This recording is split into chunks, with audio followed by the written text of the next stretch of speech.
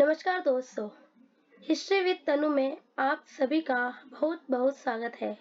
आज हम एनसीईआरटी कक्षा छठी क्लास 6 इतिहास के पहले अध्याय क्या, कब, कहाँ और कैसे को बहुत ही सरल भाषा में समझेंगे। इस अध्याय में हम जानेंगे कि इतिहास क्या होता है, अतीत के बारे में हम कैसे जानकारी मिलती है, प्राचीन समय के लोग कहाँ रहते थे, भारत और इंडिया नाम कैसे पड़ा, तथा इतिहास में बीसी और एडी का क्या महत्व है। अगर आप इस अध्याय को ध्यान से समझेंगे तो इतिहास पढ़ना आपके लिए बहुत ही आसान हो जाएगा। तो चलिए बिना समय बर्बाद किए आज का अध्याय शुरू करते हैं।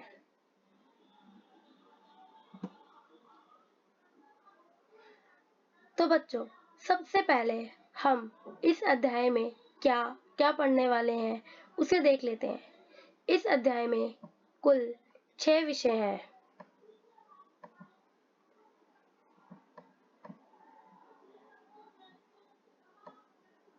सबसे पहले हम जानेंगे इतिहास क्या होता है, यानी इतिहास का मतलब क्या होता है और हमें इसे पढ़ने की जरूरत क्यों पड़ती है।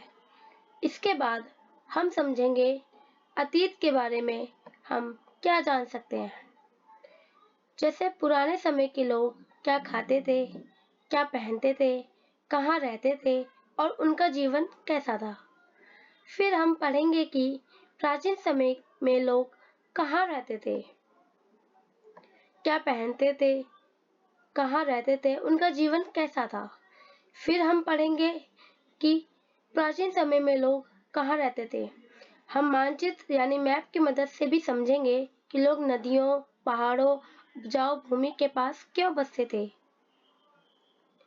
इसके बाद हम जानेंगे इतिहास की जानकारी हमें कहाँ से मिलती है, यानी इतिहास के मुख्य स्रोत कौन कौन से हैं, जैसे किताबें, शिलालेख, पुराने बर्तन, सिक्के, स्मारक और लोक कथाएं। फिर हम समझेंगे कि हमारे देश के नाम की उत्पत्ति भारत और इंडिया कैसे पड़ा। इन दोनों नामों के पीछे का इतिहास ही बहुत रोचक है। इसके बाद हम बीसी और एडी का क्या अर्थ होता है और इतिहास में इनका उपयोग क्यों किया जाता है उसे भी ध्यान से समझेंगे। और अंत में पूरे अध्याय का सारांश यानी रिवीजन, जिससे हमें एक बार फिर महत्वपूर्ण बातें याद हो जाए। तो बच्चों, अब हम अध्याय के पहले विषय इतिहास क्या है से शुरुआत करते हैं। तो चलो।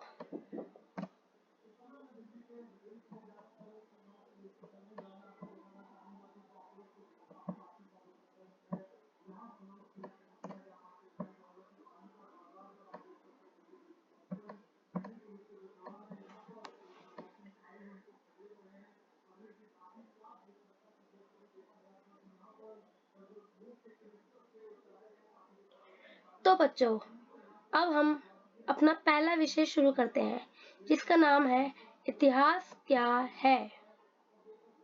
सबसे पहले हम ये समझते हैं इतिहास का मतलब क्या होता है। सरल शब्दों में कहें तो इतिहास हमें अतीत यानी बीते हुए समय की जानकारी देता है। जैसे आज हम जिस तरह रहते हैं, पढ़ाई करते हैं, मोबाइल चलाते हैं और अलग अलग शहरों में रहते हैं, वैसे पहले के लोग नहीं रहते थे। उनका जीवन हमसे बहुत सरल था, इसलिए हमें ये जानने की उत्सुकता होती है हजारों साल पहले लोग कैसे रहते थे। इतिहास हमें बताता है कि पुराने समय के लोग का जीवन कैसा था, वे क्या खाते थे, क्या पहनते थे, कहाँ रहते थे और कौन कौन से काम किया करते थे। इतिहास की मदद से हमें अपनी संस्कृति, सभ्यता और रीति रिवाजों के और परंपराओं के बारे में भी जानकारी मिलती है। उदाहरण के लिए आज हम कई त्योहार मनाते हैं, जैसे दीपावली, होली और ईद। इन त्योहारों की परंपराएं कैसे शुरू हुई, इसके बारे में भी हमें इतिहास से ही जानकारी मिलती है। इतिहास हमें ये भी बताता है कि समय के साथ समाज में क्या क्या परिवर्तन हुए। जैसे पहले लोग पैदल चलते थे, फिर बैलगाड़ी आई, उसके बाद रेलगाड़ी आई और आज हमारे पास कार, मेट्रो, हवाई जहाज, तरह तरह के साधन उपलब्ध हैं। पहले संदेश पहुंचाने में कई दिन लग जाते थे और आज मोबाइल से दुनिया के किसी भी कोने में व्यक्ति से बात की जा सकती है। यानी समय के साथ लोगों के रहने का तरीका, काम करने का तरीका, उनके जीवन शैली में बहुत परिवर्तन देखने को मिलता है। इसलिए हम कह सकते हैं कि इतिहास केवल पुरानी घटनाओं की कहानी नहीं, बल्कि ये हमें ये समझने में मदद करता है कि हमारा वर्तमान कैसे बना और भविष्य के लिए हमें क्या सीख मिल सकती है। ये सवाल ये भी है कि हमें अतीत के बारे में इतनी सारी बातें कैसे पता चलती है। आइए इसको उत्तर आगे देखते हैं। तो बच्चों, अब हमारे मन में एक सवाल आता है, आखिर हम अतीत के बारे में क्या-क्या जान सकते हैं और किस प्रकार? जब हम इतिहास पढ़ते हैं तो हमें केवल ये नहीं पता चलता कि कोई राजा कब हुआ था या कोई युद्ध कब हुआ था, बल्कि हमें पुराने समय के लोगों के पूरे जीवन के बारे में जानकारी मिलती है। सबसे पहले हम ये जान सकते हैं कि पुराने समय के लोग क्या खाते थे। क्या वे गेहूं खाते थे, चावल खाते थे या फल और सब्जियां खाते थे? उनका भोजन आज के भोजन से कितना अलग था, ये भी इतिहास से पता चलता है। इसके बाद हम ये जान सकते हैं कि वे क्या पहनते थे। आज हम अलग-अलग तरह के कपड़े पहनते हैं, लेकिन पुराने समय में लोग जानवरों की खाल, पेड़ों की छाल, हाथ से बने कपड़े पहनते थे। इतिहास हमें ये भी बताता है कि लोग कहाँ रहते थे। कुछ लोग नदियों के किनारे रहते थे, कुछ पहाड़ों के पास और कुछ जंगलों के आसपास रहते थे। अब आप सोच रहे होंगे कि लोग नदियों के पास ही क्यों रहते थे? देखिए, क्योंकि उन्हें पानी आसानी से मिल जाता था, खेती करने के लिए, अपने जीवन यापन करने के लिए। साथ ही आगे जाकर आप देखोगे कि लोगों ने नदियों के पास ही सबसे पहले मतलब रहना शुरू करा, क्योंकि नदियों से व्यापार करना भी आसान हो जाता था। इतिहास हमें ये भी बताता है कि लोग किस प्रकार का काम करते थे। कुछ लोग खेती करते थे, कुछ पशुपालन करते थे, कुछ शिकार करते थे। यानी कि कुछ लोग कृषि करके अपना जीवन यापन करते थे, कुछ पशुपालन यानी जानवरों को पालते थे और कुछ शिकार करके काम करते थे और औजार बनाया करते थे।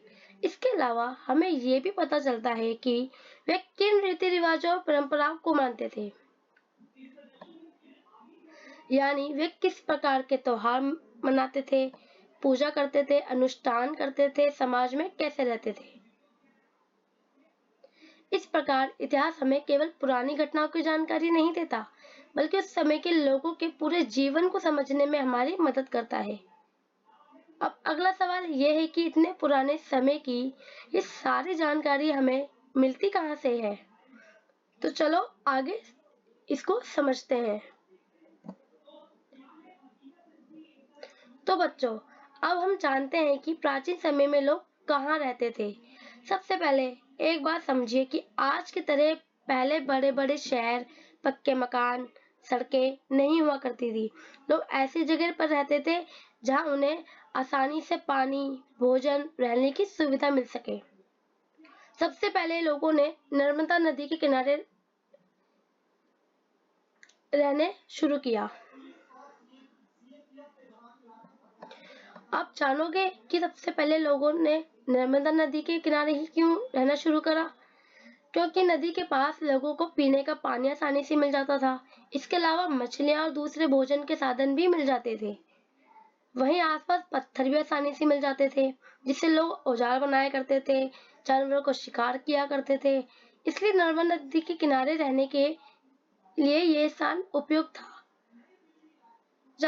चलो मैप के द्वारा समझते हैं कि नर्मदा नदी का क्षेत्र किस प्रकार तरफ था।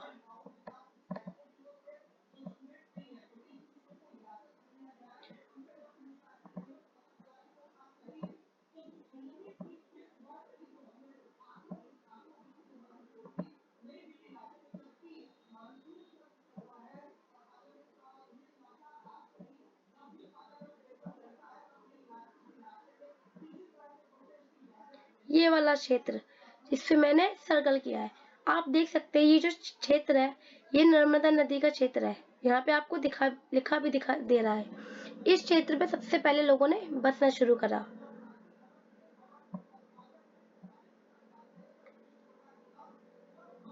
उसके बाद लोगों ने सुलेमान और किरथर पहाड़ियों के पास रहना शुरू करा।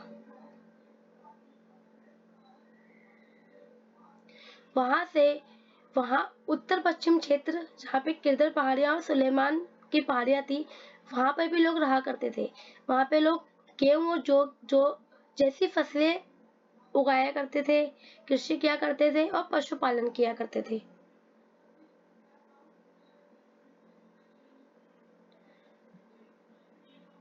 मैं मैप में आपको दिखाती हूँ।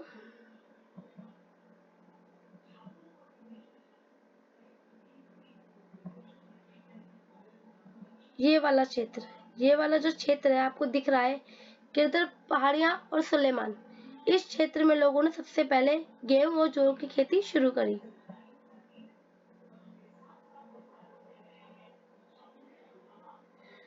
साथ में आपको इस तरफ सिंधु नदी का क्षेत्र भी दिख रहा है। यहाँ पे भी लोगों ने बसना शुरू करा।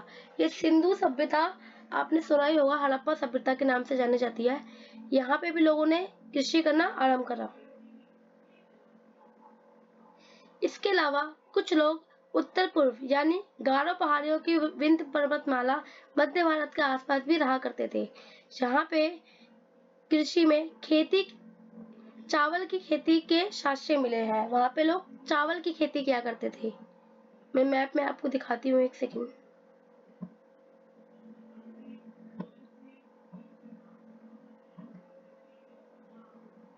ये वाला क्षेत्र, यहाँ पे गारो पहाड़ियों के पास में लोगों ने चावल की खेती शुरू करी। यहाँ पे चावल की खेती के साक्ष्य मिलते हैं। ये उत्तर पूर्वी क्षेत्र है और ये उत्तर पश्चिम क्षेत्र है। यहाँ पे लोगों ने गेहूं और जौ की खेती शुरू करी।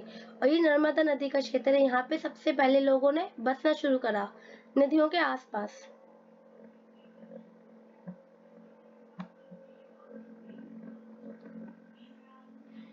चलिए आगे समझते हैं।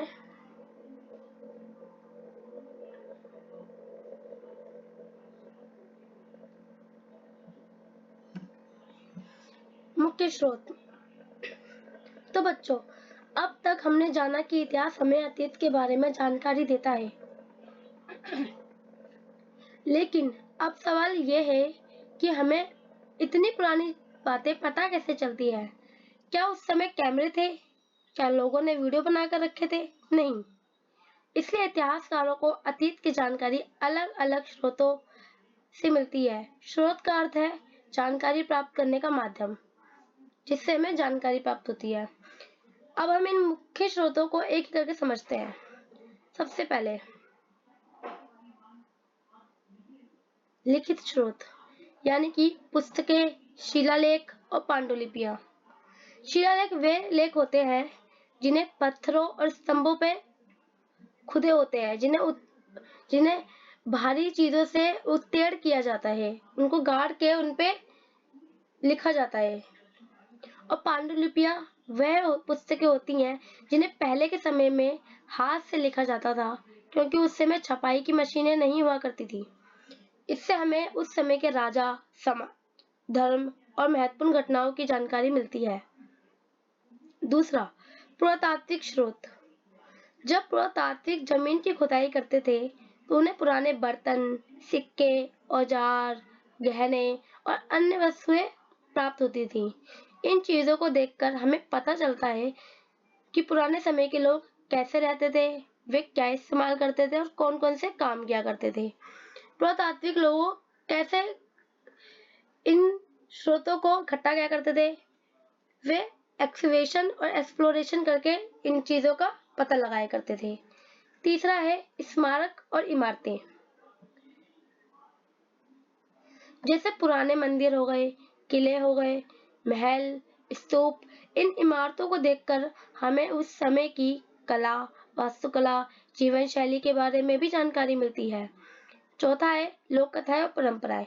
कई बार इतिहास की कुछ बातें लोगों द्वारा पीढ़ी दर पीढ़ी सुनाई देती है। इन्हें ही लोक कथाएं और परंपराएं कहते हैं।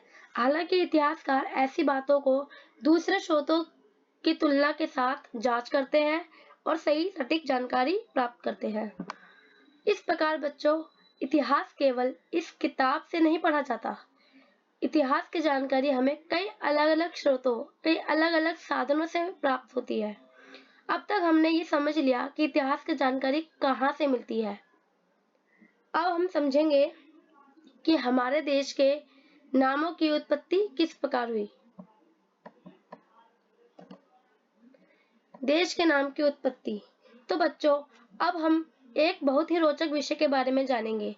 क्या आपने कभी सोचा है हमारे देश के दो नाम भारत और इंडिया क्यों हैं और किस प्रकार पड़े?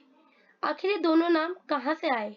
चलिए इसे बहुत आसान भाषा में समझते हैं। सबसे पहले बात करते हैं इंडिया नाम की। बहुत समय पहले देश के उत्तर पश्चिम भाग में एक बड़ी नदी बहती थी जिसका नाम था सिंधु नदी। पिछले स्लाइड में हमने देखा है इंडिया के मैप में, जहाँ सिंधु नदी हमें उत्तर पश्चिम क्षेत्र में दिखाई पड़ती है। संस्कृत भाषा में इस नदी को सिंधु कहा जाता था। जब यूनानी लोग भारत आए तो उन्हें सा का उच्चारण करने में कठिनाई होती थी, इसलिए उन्होंने सिंधु को इंडोस कहना शुरू कर दिया।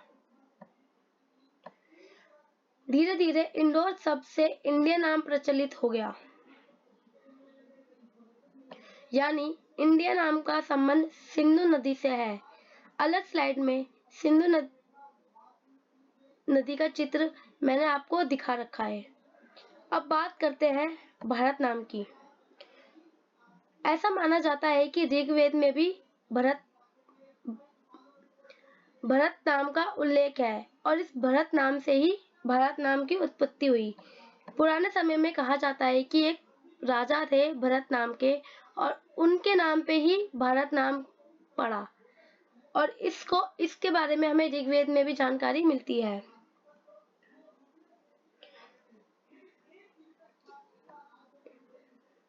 यही वजह है कि हमारे देश के दो नाम हैं, भारत और इंडिया। अगर आपने कभी किसी सरकारी दस्तावेज या पासपोर्ट या संविधान की कोई शुरुआती लाइन कहीं लिखी देखी हो तो आपने जरूर देखा होगा इंडिया दैट इज भारत, ये लिखा तो आपने जरूर देखा होगा। इसका मतलब है इंडिया और भारत दोनों हमारे देश के आधिकारिक नाम हैं। तो बच्चों, आज हमने सीखा है इंडिया नाम सिंधु नदी से जुड़ा है और भारत नाम का संबंध भरत से माना जाता है। चलिए आगे चलते हैं और आगे के टॉपिक को भी समझ लेते हैं। इतिहास और तिथियां। तो बच्चों, अब हम अध्याय के आखिरी महत्वपूर्ण विषय में जानेंगे, इतिहास और तिथियां। सबसे पहले समझते हैं कि इतिहास में तिथियां का इतना महत्व क्यों होता है। तिथियां माने डेट्स, तारीखें। सबसे पहले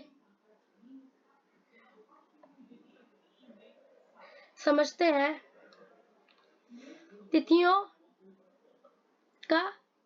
की इंपॉर्टेंस क्यों है।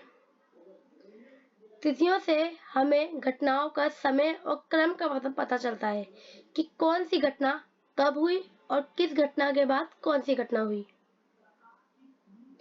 मान लीजिए आपको कोई कहे आपका जन्म हुआ था लेकिन कब हुआ था ये ना बताए तो आपको कैसा लगेगा। इसी तरह इतिहास में भी अगर हमें केवल घटनाएं पता हो लेकिन ये ना पता हो कि वे कब हुई थी तो इतिहास अधूरा रह जाएगा और हमें ये भी समझने में परेशानी होगी कि कौन सी चीज पहले आई और कौन सी उसके बाद। हम इतिहास को सही क्रम में व्यवस्थित नहीं कर सकेंगे। इसलिए इतिहास में तिथियां यानी डेट्स का बहुत महत्व होता है। तिथियों की मदद से हमें पता चलता है घटना कब हुई, कहाँ हुई और किसके बाद कौन सी घटना हुई। अब इतिहास में समय को समझने के लिए दो महत्वपूर्ण शब्दों का उपयोग किया जाता है। बीसी यानी बिफोर क्राइस्ट, ईसा मसीह के जन्म से पहले का समय, और एडी यानी एनो डोमिनी, ईसा मसीह के जन्म के बाद का समय। यानी कि इसका अर्थ है, चलो मान लेते हैं, मानो कि 300 वर्ष, कहीं आपने देखा हो कि 300 वर्ष के साथ आपने लिखा देखा हो बीसी। इसका मतलब है ईसा मसीह के जन्म से 300 वर्ष पहले की बात हो रही है। और कहीं आपने लिखा देखा हो 500 वर्ष एडी। इसका मतलब है कि ईसा मसीह के जन्म के 500 वर्ष बाद की बात हो रही है। तो इसका मतलब है कि वह घटना ईसा मसीह के जन्म के 500 वर्ष बाद हुई। मैं आपको एक और तरीके से समझाती हूँ, एक सेकंड। हमने इतिहास को समझने के लिए ईसा मसीह के जन्म को अपना स्टार्टिंग पॉइंट मान लिया है। मान लीजिए ये है 0, यहाँ पे ईसा मसीह का जन्म हुआ, और इसके बाद जो भी, इससे मतलब इनके जन्म से पहले जो भी घटनाएं हुई हैं वो सभी ईसा मसीह के जन्म से पहले हुई है, और ईसा मसीह के जन्म के बाद जो भी घटनाएं हुई हैं वो सभी ईसवी यानी एडी के रूप में ईसा मसीह के बाद हुई है। इतिहास में आपने इतिहास की कई किताबों में बीसी की जगह बीसीई यानी बिफोर कॉमन एरा और एडी की जगह सीई यानी कॉमन एरा देखा होगा। इनका सेम ही मतलब होता है, बस लिखने का तरीका अलग अलग होता है। तो बच्चों, आज हमने सीखा कि इतिहास में तिथियां क्यों इम्पोर्टेंट है, इनका क्या रोल है और ये किस लिए इतनी इम्पोर्टेंट है हमारे लिए।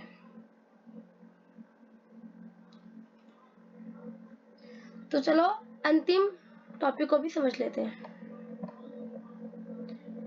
हाँ, तो अब हम इसके जो भी हमने अभी तक पढ़ा है वो सबका सारांश यानी कि एक छोटा सा समरी या इसके रिवीजन कर लेते हैं। तो बच्चों, अब हम इस पूरे अध्याय का एक छोटा सा सारांश यानी रिवीजन कर लेते हैं। आज इस अध्याय में हमने बहुत सी नई और महत्वपूर्ण बातें सीखी, जैसे इतिहास हमें अतीत यानी बीते हुए समय की जानकारी देता है। इतिहास की मदद से हम ये समझ पाते हैं पहले के लोग कैसे रहते थे, क्या खाते थे, क्या पहनते थे, उनका जीवन आज के समय से पहले कितना अलग हुआ करता था।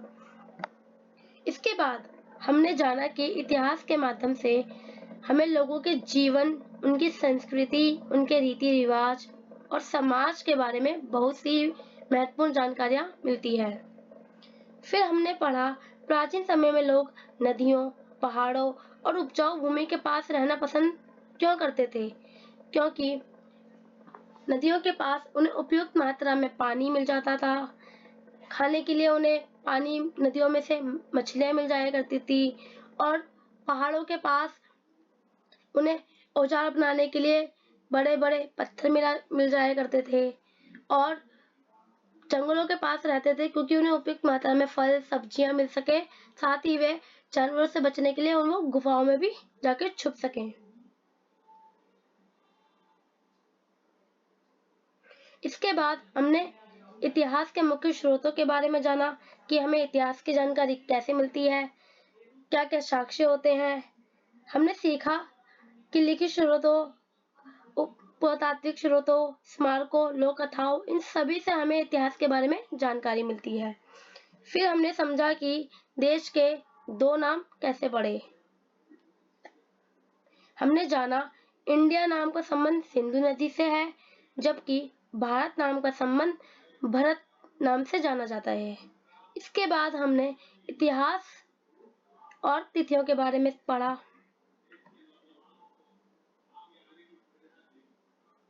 हमने सीखा कि बीसी और एडी का उपयोग इतिहास में समय और घटनाओं के क्रम को समझने के लिए किया जाता है। साथ ही ये भी जाना कि आजकल कई जगह BCE और CE का शब्दों का भी प्रयोग किया जाता है।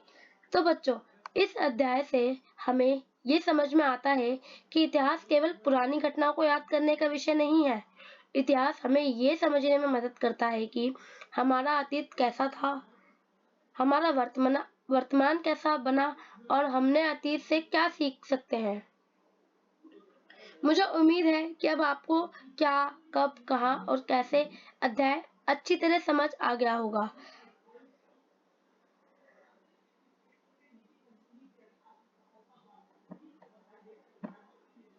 तो बच्चों, मुझे उम्मीद है कि आपका पूरा अध्याय अच्छे से समझ आ गया होगा।